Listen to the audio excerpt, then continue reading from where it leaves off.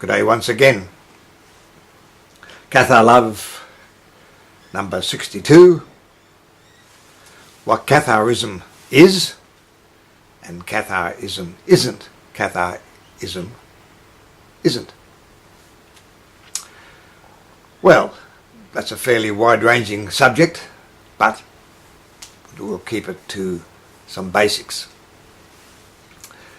This session, I don't script these sessions. I have an idea in mind, something that I feel that would help explain some area, some aspect of Gnosticism, but especially Catharism, and trying to narrow down. Certainly Gnosticism needs to be narrowed down because it's so vast and daunting. Certainly a lot of the past literature, and even Gnostics used to fight with themselves as to which this was and what that was. And, some thought the body was holy, and that you had that you had sex, but it had to be what they call the bridal chamber between pure beings, and it wasn't for procreation to have babies. It was to bring people together. Then other Gnostics thought the body, because of this, was evil, and because this was the Christianity point of view, the Christian point of view at the time. So within Gnosticism there was this incredibly wide-ranging divergence of views, because it was an early time. This was in the Christian Gnostic period, and Christianity was, everybody was fighting to, in some cases, philosophizing and trying to envision their idea of Christianity as it went from Christ to Paul to and the Hellenic various influences came in, and it was a real mishmash. And then slowly the Orthodox took over and the Gnostics wiped out. For instance, Valentinus, he was nearly the Pope. I think he missed out by a couple of votes, and so you would have had a Gnostic Pope, and things would have been very, very different as far as Christianity was concerned. So, but on the Nabors, that Cathar Perfecti, who gave the dialogues to my friend Jim, and was written down. I keep quoting him. Well, he's a very experienced Cathar Perfecti, and he is a no-nonsense guy, and he just says it as it is. And his advice was, don't get caught up in the facts and fallacies of the past. Don't get caught up in the wrangles of others. I mean, there's certain things we need to get caught up in, but there's other things we just need to leave alone. This segment was brought on because last night I watched the DVD with my partner, Monica, and it's this one. It's the girl with the pearl earring, and Colin Firth and Scarlett Johansson, and it was about Vermeer painting the girl with the pearl earring, which hangs in the Hague, and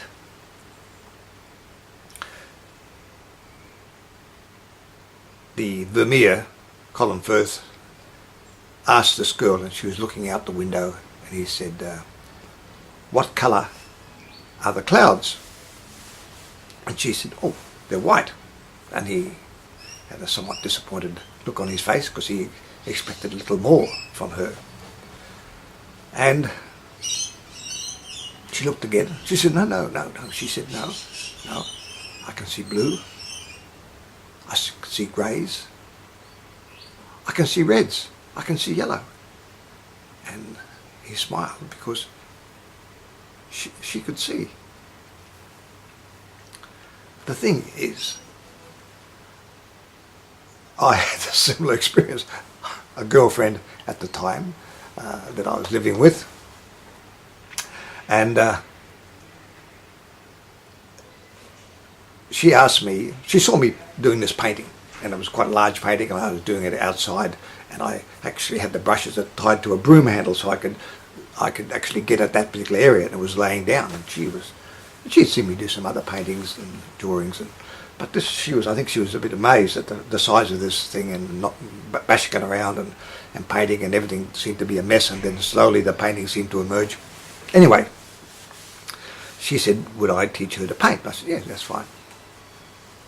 So during the course of this tuition, we were sitting down having a coffee at a Porto's in Newtown, and there was this lonely, large green tree still standing there. And I said to her, what colours can you see in the leaves of the tree? What colour are the leaves? She said, they're green. I said, yeah, that's fair enough. But what other, do you see any other colours? She said, it's green leaves on a green tree.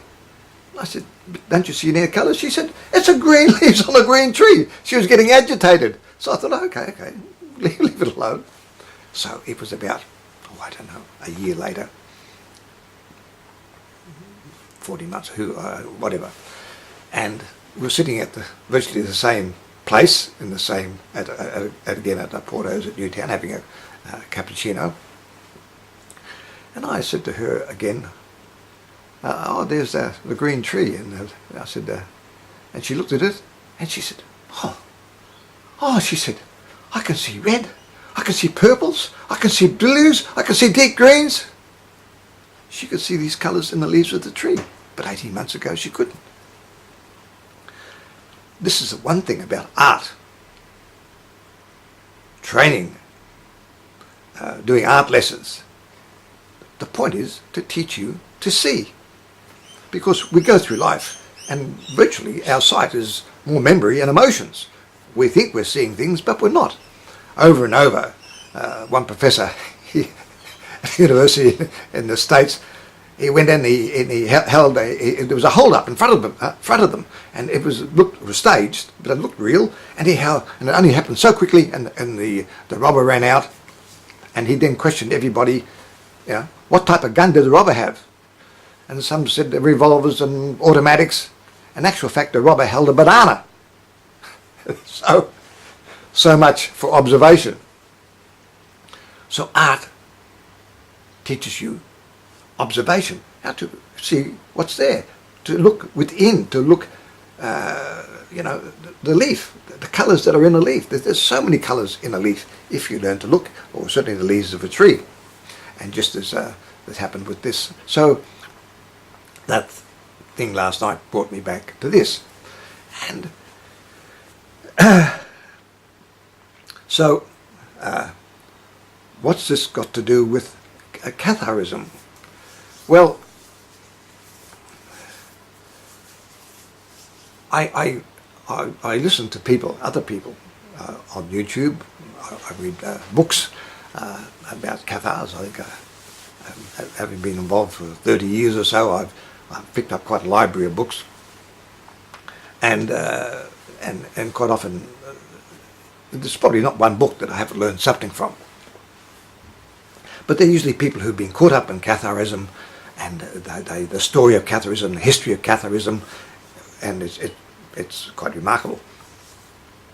And they get caught up in the emotions, but I haven't actually read a book by anybody who said, I was a Cathar, a reincarnated Cathar, and I try to live as a modern day Cathar within the Cathar philosophy. So this is where I'm coming from. I know I was a perfecti twice, and once was burnt at Montsegur, and a second time, about 100 years later, I was a female perfecti and burnt at Firenze, Florence in Italy. So, for instance, how do I know that? Well, when I used to talk to my guide, I had this great connection with her, which I can't say I have at the moment. I get messages occasionally, And but I don't get conversations like we're having at the moment. But Brader said to me once, I'd already introduced my friend Jim, who's Gulian, the Mirepoix in the previous time, and we were together. And he was a guard. He actually, well, we won't go into what he did. But what he did is actually, it's already written down as historical fact. But Brader de Montsever, my guide, said, ask Gulian to ask his guide, Henri de Dembourse, how many times he was burnt to death. And so I did. I saw my friend Jim Callahan, Gulian, and I said, Brader asked me for you to ask your guide, Henri, how many times you were burnt to death. He said, oh, I will. Next time I'm talking to Henri, or Henri's talking to me, I'll ask him that question. So it was probably a few days later, I don't know, a week later. And he came back and he said, I had a session with Henri last night, and all these sessions are the dialogues in my book, the Cathar dialogues that I put out. It's not really my book, it's my friend Jim Gulian and his dialogues with his guide, Henri, although I mentioned it and come into it. And I'm the one who actually, because he died, I'm the one who actually put it into print. Which, by the way, was foretold by Susie, a medium, and she said, oh, you and Jim will be doing a book together. But I thought, oh, that's nice. But when he died, I went, well, hang on, where's this book we're doing together? But the point is, I put all these dialogues together in a book, the Cathar dialogues on Amazon or on Kindle, and I did a bit of an introduction as to what happened. So, but it was really his book. I just put it together and got it onto Amazon. So we did do a book together, so that was correct. But things don't always turn out the way we think they're going to be, even though we're told what it is. So, Henri said, I spoke to Henri, and Henri said that I was burnt to death 3 times. Once as an Egyptian by the sun, next time was at Montsegur with you, referred to as the massacre of Montsegur. 200 died, over 200. But what your guide Brader is referring to is when you and I were burnt to death at Firenze in Italy. And so then I checked out, and so there's this conversation. So this is, well, to us it was just a conversation, but really it's a transcendental mystic experience, because it's not every day of the week or the year that you have one person's guide talking to me, talking to my friend and his guide, and then his guide. So there's this conversation going on between two guides and 2 human beings. Yeah, good stuff. So this is just take it for what it is. That's just the way it was. But it's just done in a very, very matter-of-fact thing. There's no airy-fairy or mystical or prayers are involved with it. It was just like a normal conversation. But this is a specific communication with one's guides. I listen to other people on YouTube, especially if it's to do with Gnosticism or Catharism. I look and I think, oh, this is interesting. But I heard this person say that they've been ordained and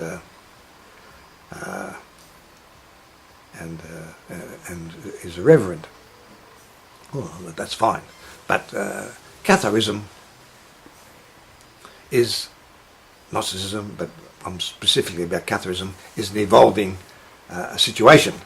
For instance, there was the Bogomils from Bulgaria and the Balkan Peninsula, that they came from the Portucans, and that goes back. But the Bogomils, they came across and they virtually were the precursors or the origin of Catharism in Europe, in Italy, in France, and Germany. But with the Bogomils, they were male. All the clergy were male, and the missionaries. But when it came to Catharism, and Catharism had evolved to the point where women were totally egalitarian, totally equal with men, and that also include the Cathar clergy. But all the time, Catharism is evolving away from religion, because the essence of Catharism, the essence is this unconditional love. And it's about you, it's about me. It's not about a church, it's not about how many followers you have or this type of thing. So, to the Cathars, when they looked at religions and the religions around them, whether it was the Ottomans, the Turks, and they were converted, we'll chop off your head. Things haven't changed today to a degree with some of them. Christianity was the same. Convert to Catholicism, we'll chop off your head, and it was only Catholicism then. Of course, later it was convert to Protestantism, or we'll chop off your head. So religion was very much about control. You belong to me, I control you, I control your life.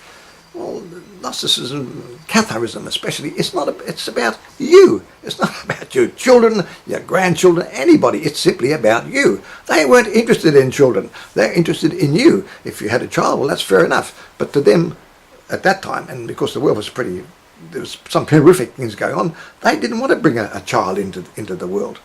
But so they had sex, but they had sex because sex is there. It's a natural function, the same as eating, and they had a gamble or whatever they did.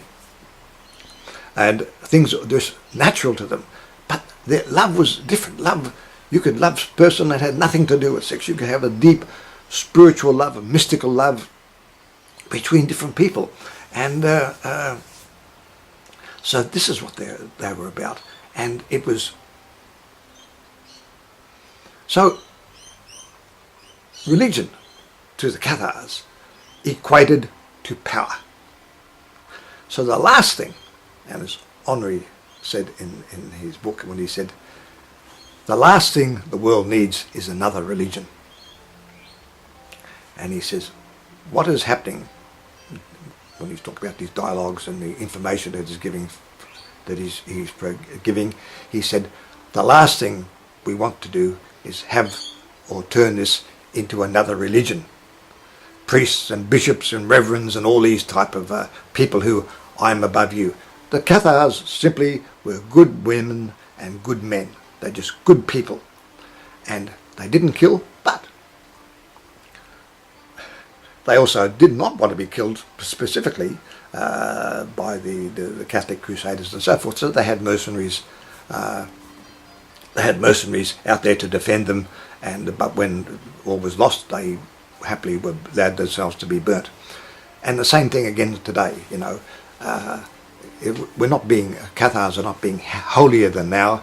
There's a group of people. There's Yazidis, which are an ancient religion. They're not Christian, they're not Muslim. They're an amalgamation of different religions, and they could be annihilated.